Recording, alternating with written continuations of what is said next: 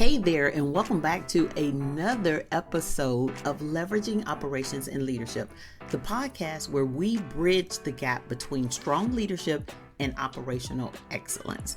I'm your host, Tanya D. Harrison, and today's episode is an Ask Me Anything edition. Every couple of episodes, I am trying to carve out time to answer real questions from leaders just like you.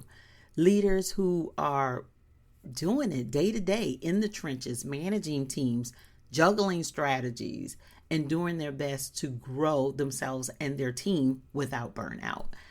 I did one of these episodes a little while ago, and it did extremely well, and I got really good feedback. So I have made it a norm. At least once a month, we're going to have one of these episodes. I have two questions today. They are powerful questions that came in, and just trust me, these are some big ones. And hopefully, if this is a question that you had, you are able to take something with you that you can apply immediately. And if one of these questions is not a question that you've had, feel free to send in your own. You can use the send by text option in the Apple Podcast player right up at the top, or you can email me at info@Signal Partners, Signal with a C, partners.com. You can email me your question that way. So either way, reach out, let me know what you got, and eventually we'll answer it on the podcast. So our first question: how do I manage different people with different personalities? This is one of the most common challenges for both new and experienced leaders. This is something that all leaders face. And the truth is, managing people, well, it starts with understanding them. We have to take the time to understand the people that we are leading, the people that we are working with. Here are a few strategies that I recommend. The first thing is know your team, each individual person on the team.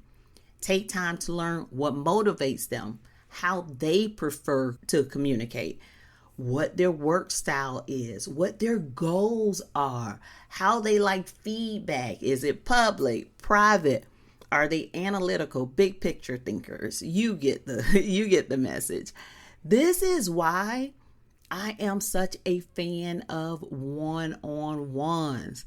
It allows you to get to know your individual team members on a deeper level. And I know when you have a lot going on, a one-on-one seems like just something else you are adding to the list. I know this because that's how I felt. And then I realized the power of one-on-ones. When I tell you I was able to not just build a high-performing team, I was able to build teams that actually like coming to work, that like what they did, that, were engaged. That's a whole nother level that you reach when you are developing teams. And that is the power of one-on-ones. So the first thing I want you to do is get to know your people. I recommend doing one-on-ones because they are truly effective. And maybe, I talk about this in other episodes, but maybe I need to do one episode specifically to one-on-ones. The second thing is adjust, but don't abandon your leadership style or your standards. You don't have to become a different person to lead different personalities. However, adaptability is a leadership superpower. It really is. That might mean giving one person more structure and giving another person more autonomy. Or one person may need more reassurance than the other, while still holding both to the same standards. Because we want to make sure that we are moving in fairness, right? But you still have to be able to adapt. I have had people that were extremely sensitive. So the way I gave them feedback was different than somebody else, always respectful, but I adapted it to that specific person. Still gave the feedback, but I adapted it. Even if you have to write somebody up, still write them up, but you adapt it. So number 2 is adjust, but don't abandon your leadership style or standards. The third thing is to communicate with clarity and consistency. The more clearly you communicate expectations and the why behind the decisions, the less room there is for confusion or misinterpretation. And this is regardless of the personality type. Making sure that you clearly communicate with every person on the team. The fourth thing is that you can use is tools to support you. There are a lot of different personality frameworks out there. I work with Myers-Briggs MBTI. That's the one that I'm certified in, but there is DISC and Strength Finders and all of these other things that may kind of help you with understanding more about the different people and the different personalities on your team. But let me just tell you, you don't need a tool if you are really developing relationships with your team. One of those tools is exactly that. It's an additional, a layered resource, but it doesn't replace the one-on-ones, the communication, or anything else that we've talked about. Let me say this about this question. It's not about treating everyone the same. It's about leading everyone fairly and intentionally. All right. So I hope that helps with question number 1. The second one is a doozy. And this is a tough one. What do I do when my team doesn't respect me? First, let me acknowledge that if you're in this situation, it probably feels heavy and personal and frustrating. And you're not alone. I have had my own experiences with this as well, and it happened to me early in the game. So it could have went a lot differently, but I thank God that it didn't. But growing up, I was always taught to respect people, and it's something that I feel strongly about, which is why it is one of my core values. However, let's be real. The world has shown me that everyone will not respect me. And it's not because of something I've done or didn't do, but simply because of my gender, my color, or even my age. I've experienced each of these. And my first experience of disrespect as a leader was when I was promoted to a management position. I was on the younger end. I was early 20s. And I was managing people that were twice my age. And they let me know it. They reminded me of it. There were 2 women that really took issue to the fact that they had to report to me.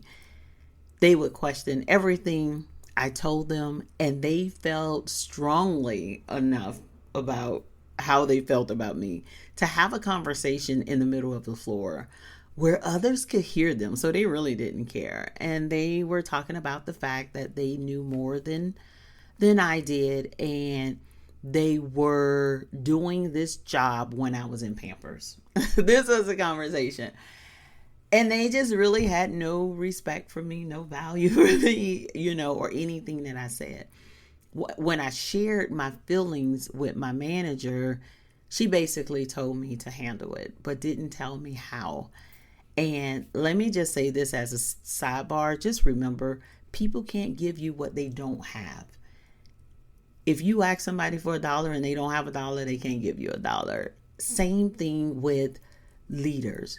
People can't give you what they don't have.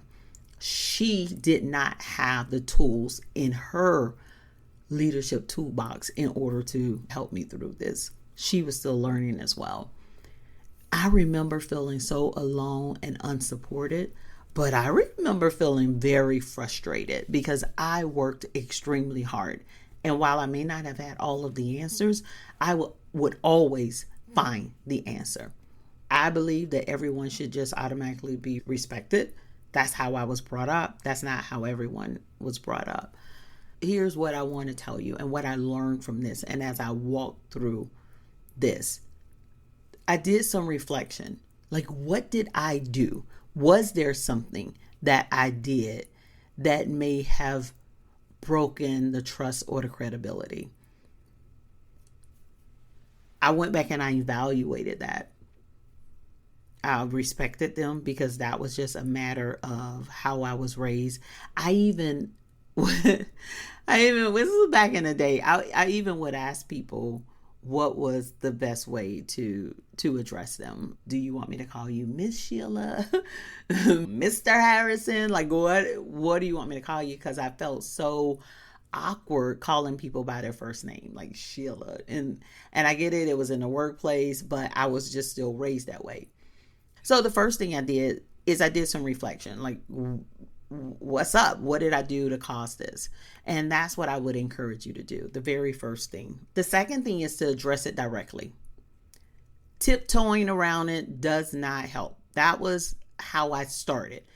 I would hear the murmuring and, and get the questions, and I knew that they were challenging me every step of the way. And I kind of tiptoed around it.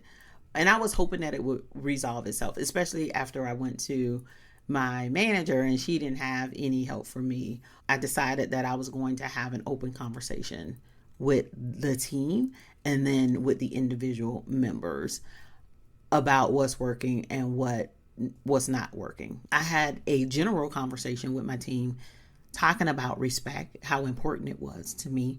And then I pulled the ladies aside individually and I had a direct conversation with them. And I let them know that I had heard what they said, and some other comments that they had made as well. And I told them that I found it disrespectful. And I asked them, was there ever a time that I disrespected them? And they could not come up with any. And I made it clear that just as I respect you, I expect respect in return. There is no negotiation on this, regardless of how old I am.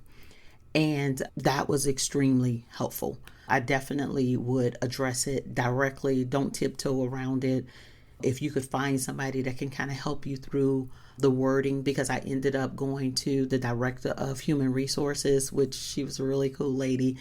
And I told her what I wanted to do. And she helped me through some of the language and the words that I should use in order to have this conversation.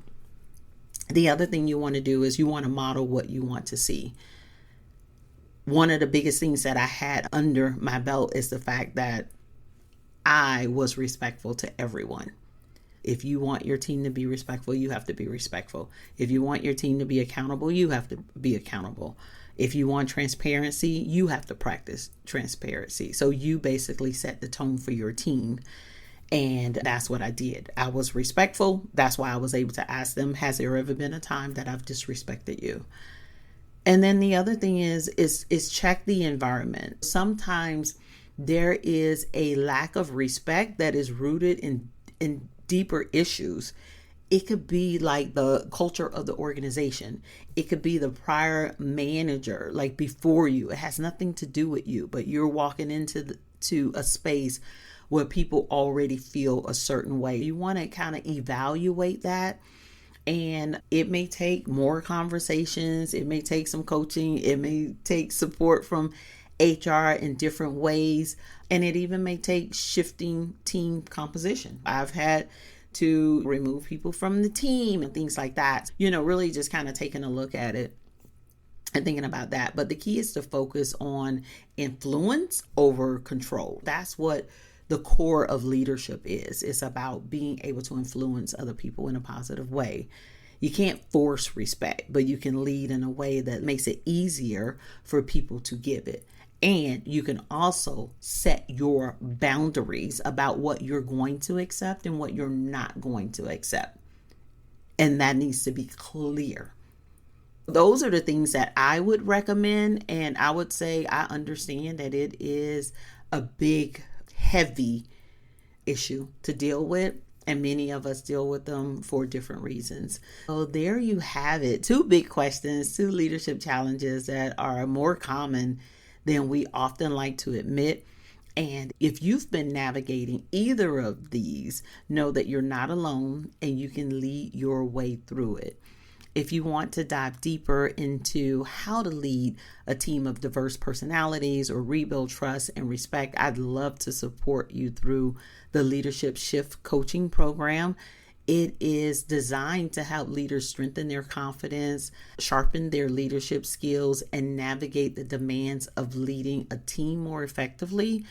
You could click the link in the show notes in order to learn more. And hey, if this episode helped you, take 30 seconds to follow the show and leave a quick review.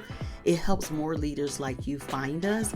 And until next time, lead well, live fully, and remember, your team's performance reflects your leadership, not just their effort.